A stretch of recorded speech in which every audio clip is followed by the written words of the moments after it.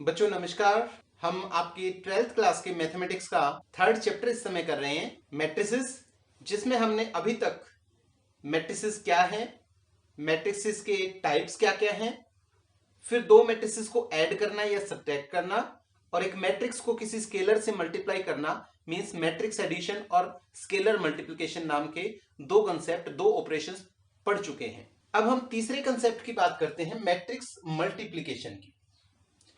जैसे आपने दो मैट्रिसेस को ऐड किया या सब्ट्रैक्ट किया तो वो कंसेप्ट बहुत ही आसान था। जैसे अब छोटी क्लासेस में नॉर्मली नंबर्स को ऐड करते थे, संख्याओं को जोड़ते थे, ठीक उसी प्रकार से दो मैट्रिसेस को आप ऐड कर पाते हैं या उनको सब्ट्रैक्ट कर सकते हैं। लेकिन मैट्रिक्स मल्टीप्लिकेशन इस प्रकार से करना पॉसिबल नहीं है। इसके लिए थोड़ा सा आपको टेक्निकल तरीके में जाना पड़ेगा। तो टॉपिक को स्टार्ट करने से पहले मैं एक छोटा सा एग्जांपल ले लेता हूं, जिससे आपको मैट्रिक्स मल्टीप्लिकेशन का कंसेप्ट बहुत आसानी से समझ आ जाएगा। मान लीजिए हम दो दोस्त मार्केट में गए। मान लीजिए एक दोस्त का नाम रवि है और एक का नाम है मनोज। अब ये दोनों दोस्त मार्केट में गए और दोनों ने कुछ पेंसिल्स खरीदी और कुछ इरेजर्स खरीदे। उन्होंने, रवि ने 4 पेंसिल और 2 इरेजर खरीदे और इसने 5 पेंसिल्स और 3 इरेजर्स खरीद लिए। ये तो हो गई क्वांटिटी या मात्रा जो रवि और मनोज दोनों ने मिलकर खरीदी।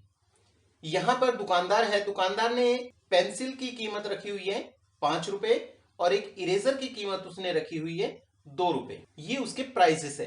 अब आप देखिए कि रवि और मनोज को उस दुकानदार को कितने कितने पैसे देने पड़ेंगे। क्वेश्चन बहुत सिंपल लग रहा होगा आपको, और सिंपल है भी। अगर आप मार्केट जाते हैं तो इस कैलकुलेशन को बड़ी आसानी से सॉल्व करके आप दोनों दोस्त दुकानदार की जितनी भी पेमेंट बनेगी वो पेमेंट आप उसको दे देंगे। कैलकुलेशन किस प्रकार से करेंगे? रवि ने 4 पेंसिल खरीदी, 5 रुपए पर पेंसिल के हिसाब से इसको 4 गुना 5 20 रुपीज देने पड़े। प्लस इसने कुछ इरेजर्स भी खरीदे हैं, 2 इरेजर्स 2 रुपए के हिसाब से इसने खरीदे, तो वो प्लस हो जाएगा। कुल मिला के 20 ये और 4 ये 24 रुपए उसको देने पड़ेंगे। ठीक इस प्रकार से मनोज को 5 पेंसिल्स 5 रुपए के हिसाब से 5 गुना 5 रुपए की पड़ेंगी और 3 इरेजर्स 2 रुपए के हिसाब से 3 गुना 2 रुपए के पड़ेंगे उसको। कुल मिला के 25 ये और 6 ये 31 रुपए मनोज को देने होंगे। तो ये तो थी एक प्रैक्टिकल कैलकुलेशन। लेकिन इसी चीज को मैं यहां अगर मैट्रिक्स मल्टीप्लिकेशन की फॉर्म में ले लूं तो देखिए क्या होता है। जब भी हम मार्केट के अंदर कोई चीज परचेज करते हैं तो उसका जो टोटल अमाउंट बनता है या टोटल बिलिंग होती है वो किस प्रकार से होती है कि उस वस्तु की मात्रा कितनी है और कितनी कीमत में वो वस्तु मिल रही है। मात्रा को कीमत से, क्वांटिटी को प्राइस से मल्टीप्लाई करते हैं और उससे हमारे पास टोटल अमाउंट आ जाती है। तो यहां अगर मैं इस क्वांटिटी वाली टेबल को एक मैट्रिक्स की फॉर्म में ले लूं और इधर से प्राइसेस वाली टेबल को भी एक मैट्रिक्स की फॉर्म में ले लूं तो देखिए क्या होता है। देखिए यहां मैंने इनके जो टाइटल्स है वो हटा दिए हैं, दोनों ही मैट्रिसेस के। क्वांटिटी और प्राइस की मैंने मैट्रिसेस बना ली हैं। अब इन मैट्रिक्स को आपस में जब आप मल्टीप्लाई करेंगे तो टोटल अमाउंट आ जाएगा, और वो किस प्रकार से आया वो आप कर चुके हैं, ये मैंने आपको बता दिया है। मींस आप इन दोनों मैट्रिक्स को मल्टीप्लाई कर चुके हैं। यहां पर मल्टीप्लाई कैसे किया देखिए, आपने पहली रो इस मैट्रिक्स की उठाई और इस मैट्रिक्स का पहला कॉलम उठाया, उनको आपस में मल्टीप्लाई कर दिया। मल्टीप्लाई कैसे किया? पहले एलिमेंट को पहले एलिमेंट से, दूसरे एलिमेंट को दूसरे एलिमेंट से मल्टीप्लाई किया और प्लस कर दिया। 4 को 5 से मल्टीप्लाई किया, 2 को 2 से मल्टीप्लाई किया और प्लस कर दिया।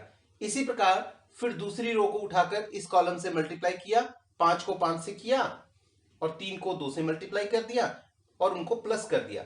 तो इस प्रकार से ये मल्टीप्लिकेशन हमने की है और इससे हमारा ये रिजल्ट आ गया। तो एक्चुअली मल्टीप्लिकेशन यही है, इसी प्रकार से आपको मल्टीप्लिकेशन करनी है। तो आप यहां देख रहे हैं कि सिंपली जैसे हम नंबर्स को मल्टीप्लाई करते हैं उस प्रकार से मल्टीप्लिकेशन नहीं है ये कि हमने 4 को 5 से कर दिया, फिर 2 को 5 से कर दिया, 5 को 2 से कर दिया, 3 को 2 से कर दिया। इस प्रकार से कोई साधारण मल्टीप्लिकेशन ये नहीं है, ये थोड़ी सी टेक्निकल हो जाती है। तो मैट्रिक्स मल्टीप्लिकेशन की जो टेक्निकल डेफिनेशन है आपकी बुक में जो दी हुई है, उस डेफिनेशन पर एक बार हम नहीं जाएंगे क्योंकि वो डेफिनेशन थोड़ी सी टिपिकल है और आप क्योंकि शुरुआती लेवल पे हैं तो आपको उसे समझने में थोड़ी सी दिक्कत आएगी। तो हम पहले एक प्रैक्टिकल तरीका यहां पर सीखेंगे मैट्रिक्स मल्टीप्लिकेशन का, कि वास्तव में हमने मैट्रिसेस को मल्टीप्लाई करना कैसे है। वो तरीका सीखने के बाद में हम उस डेफिनेशन की बात पे जाएंगे कि वो डेफिनेशन किस प्रकार से बनी है। तो तरीका आप देखिए, सबसे पहले आप इस तरीके में दो बातें ध्यान रखेंगे। पहली बात तो ये कि क्या मैट्रिक्स मल्टीप्लिकेशन डिफाइंड है। डिफाइंड का मतलब क्या उन दो मैट्रिसेस को जो हमें दी गई है उनको हम मल्टीप्लाई कर सकते हैं। दूसरी बात आपने ये ध्यान रखनी है कि अगर हम उनको मल्टीप्लाई कर सकते हैं तो कैसे मल्टीप्लाई करेंगे, हाउ टू मल्टीप्लाई। अब मैं आपको इन दोनों चीजों के लिए अपना खुद का ही एक तरीका बताता हूं, और वो तरीका आपको इतनी हेल्प करेगा मैट्रिक्स मल्टीप्लिकेशन में कि आप कभी मैट्रिक्स मल्टीप्लिकेशन के ऑपरेशन में मार नहीं खाएंगे, आप गलती नहीं करेंगे। वो तरीका क्या है, बहुत ही देसी सा तरीका मैं आपको बता रहा हूं। आपने दो लोगों के पास जाना है, एक का नाम है छोटू राम और दूसरे का नाम है रामचंद्र। आपको दो लोगों के नाम याद रखने हैं केवल। पहला छोटू राम, CR शॉर्ट में लिखा है हमने उसको, और दूसरा रामचंद्र। अब इन दोनों लोगों से आपको क्या हेल्प मिलेगी। सबसे पहले आप इस व्यक्ति के पास जाएंगे, छोटू राम के पास। छोटू राम आपको यह बताएगा कि क्या दोनों मैट्रिसेस को मल्टीप्लाई किया जा सकता है या फिर नहीं। अगर किया जा सकता है तो आपको अगले व्यक्ति के पास जाना है, और अगर आप मल्टीप्लाई कर ही नहीं सकते, इस बंदे ने आपको मना कर दिया कि नहीं मैट्रिक्स मल्टीप्लिकेशन डिफाइंड ही नहीं है, आप मल्टीप्लाई कर ही नहीं सकते, तो आपको रामचंद्र के पास जाने की आवश्यकता नहीं है। एक्चुअली ये रामचंद्र और छोटू राम जो दोनों हैं, ये मैंने किस हिसाब से बनाए हैं। सी का मतलब यहां कॉलम से है और आर का मतलब रो से है, ये आप देखते समझ गए होंगे। तो मल्टीप्लिकेशन डिफाइंड कब होती है, दो मैट्रिक्स को मल्टीप्लाई कब कर सकते हैं, जब पहले मैट्रिक्स के कॉलम्स की संख्या और दूसरी मैट्रिक्स की रोज की संख्या, CR का मतलब कॉलम्स पहली मैट्रिक्स के और रोज दूसरी मैट्रिक्स के बराबर हो, तो उनकी मल्टीप्लिकेशन संभव है। अगर पहली मैट्रिक्स की कॉलम्स और दूसरी मैट्रिक्स की रोज की संख्या अलग अलग है तो मल्टीप्लिकेशन ही नहीं हो सकती, पहली बात। दूसरी बात कि हमने देख लिया कि इसके कॉलम्स पहली मैट्रिक्स के और दूसरी मैट्रिक्स की रोज बराबर हैं, तो हम मल्टीप्लाई करने के लिए जाएंगे। अब मल्टीप्लाई करने का क्या तरीका होगा वो आपको ये व्यक्ति बताएगा। ये व्यक्ति क्या कहेगा कि पहली मैट्रिक्स की रोज उठा ले और दूसरी मैट्रिक्स के कॉलम्स को उठा ले, उनको मल्टीप्लाई करते जाए।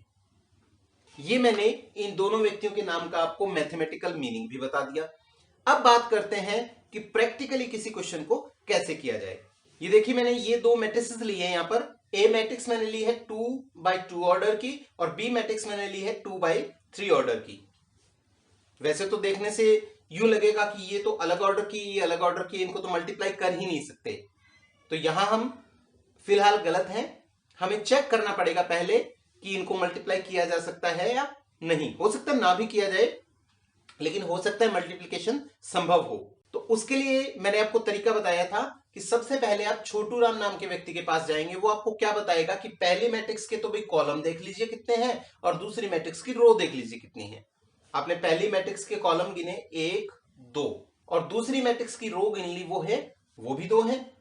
तो इसका मतलब इस व्यक्ति ने आपको बोल दिया कि भी मैट्रिक्स मल्टीप्लिकेशन तो पॉसिबल है। अब आप मल्टीप्लाई करेंगे तो उसके लिए आपको इस व्यक्ति के पास जाना पड़ेगा।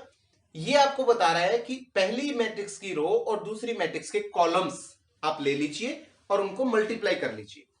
अब करना कैसे है उसके लिए देखिए, सबसे पहले आप यहां ये देखिए कि जो इन दोनों को मल्टीप्लाई करने पर रिजल्ट आएगा, उस रिजल्ट का जो ऑर्डर होगा वो भी आपको यही व्यक्ति बताएगा। क्या कहेगा कि पहले मैट्रिक्स की रोज और दूसरी मैट्रिक्स के कॉलम्स देख लीजिए। पहली मैट्रिक्स में रो कितनी है 1 2 और दूसरी मैट्रिक्स में कॉलम्स कितने हैं 1 2 और 3। इसका मतलब 2 रोज और 3 कॉलम्स में आपका आंसर आने वाला है। 2 रोज के लिए मैंने 2 डॉट लगा ली और 3 कॉलम्स के लिए इस प्रकार से मैंने 3 डॉट्स ऐसे लगा ली।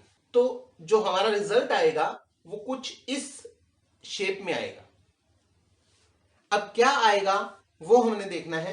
इसको देखिए आप, ये पहली रो का पहला एलिमेंट है, तो आपने इसके अकॉर्डिंग मल्टीप्लिकेशन क्या करनी है। इस एलिमेंट को निकालने के लिए आपको क्या करना है, पहली रो को पहले कॉलम से मल्टीप्लाई करना है। मतलब 3 को 1 से, 1 को 5 से। पहले एलिमेंट को पहले से 3 गुना 1 और दूसरे एलिमेंट को दूसरे से, मतलब 1 गुना 5, और इनको कर देना है प्लस। ये आपका पहली रो और पहले कॉलम का प्रोडक्ट या गुणनफल आ गया। इसी प्रकार से आप इस एलिमेंट पे आइए, ये पहली रो में दूसरे नंबर का एलिमेंट है, तो आप पहली रो को दूसरे कॉलम से मल्टीप्लाई करेंगे, 3 को करेंगे 2 से, प्लस 1 को करेंगे -3 से, और इनको यहां मैंने ऐड कर दिया। इसी प्रकार अगले एलिमेंट पे आइए, ये पहली रो में है और तीसरे कॉलम में है, तो इसको निकालने के लिए हम पहली मैट्रिक्स की पहली रो और दूसरी मैट्रिक्स की तीसरे कॉलम की मल्टीप्लिकेशन करेंगे। क्या होगा, 3 को तो किया 0 से, 3 गुना 0, प्लस 1 को किया -1 से, 1 इंटू -1। ये आपकी पहली रो की मल्टीप्लिकेशन कंप्लीट हो गई। आप यहां देख रहे हैं कि पहली रो हमारी पूरी हो गई है। क्यों पूरी हो गई? क्योंकि हमने पहली रो को तीनों कॉलम से बारी बारी से मल्टीप्लाई करके यहां पर लिख दिया है। अब आप दूसरी रो को स्टार्ट करें। इस एलिमेंट को देखिए ध्यान से, ये दूसरी रो में पहला एलिमेंट है, तो आप दूसरी रो को पहले कॉलम से मल्टीप्लाई कर लेंगे। 2 को 1 से किया, 2 गुना 1, 5 को 5 से किया, 5 गुना 5, और बीच में मैंने ध्यान दीजिए प्लस लगाया है। इसी प्रकार अगला एलिमेंट ये दूसरी रो में है और दूसरे कॉलम में है, तो दूसरी रो को दूसरे कॉलम से मल्टीप्लाई किया, 2 गुना 2, 5 गुना -3, और इनको प्लस कर दिया। फिर दूसरी रो को तीसरे कॉलम से करेंगे, तो दूसरी रो में तीसरा एलिमेंट आ जाएगा। क्या? 2 को 0 से और 5 को -1 से, 2 गुना 0 प्लस 5 गुना -1। तो इस प्रकार से क्या होगा, इसको सॉल्व करें आप। 3, 5, 8 आ गया, 3 गुना 2 6, -3 3 आ जाएगा, नेक्स्ट 0 -1 आ जाएगा, अगला 27 आ जाएगा, इसको सॉल्व करेंगे -11 आ जाएगा, और ये -5। तो इस प्रकार से आपको मैट्रिक्स मल्टीप्लिकेशन करनी है। सबसे पहले आप छोटू राम के पास जाकर ये पूछेंगे कि बताओ मल्टीप्लिकेशन हो सकती है कि नहीं। वो आपको देख के बताएंगे कि पहली मैट्रिक्स के कॉलम्स और दूसरी मैट्रिक्स की रोज की संख्या बराबर है तो मल्टीप्लाई कर सकते हो, अदरवाइज मल्टीप्लिकेशन कर ही नहीं सकेंगे। फिर आप रामचंद्र के पास जाएंगे, अगर मल्टीप्लिकेशन हो सकती है तो रामचंद्र आपको बताएंगे कि पहली मैट्रिक्स की रोज और दूसरी मैट्रिक्स की कॉलम्स गिन लीजिए, उसी ऑर्डर की मैट्रिक्स आएगी, और मल्टीप्लिकेशन कैसे करनी है वो इन एलिमेंट्स की जो लोकेशन है कि कौन सी रो में कौन से नंबर का एलिमेंट है, उसी हिसाब से आपने मल्टीप्लिकेशन करनी है। और बहुत ही सीधी सी बात है कि आप पहले फर्स्ट रो को उठाएं और उसको हर कॉलम से मल्टीप्लाई करते जाएं, पहली रो में लिखते जाएं। फिर आप दूसरी रो को उठाएं, हर कॉलम से मल्टीप्लाई करके लिखते जाएं पहला, दूसरा, तीसरा एलिमेंट, और इस प्रकार से आपका रिजल्टेंट मैट्रिक्स ए और बी का प्रोडक्ट ए बी आ जाएगा।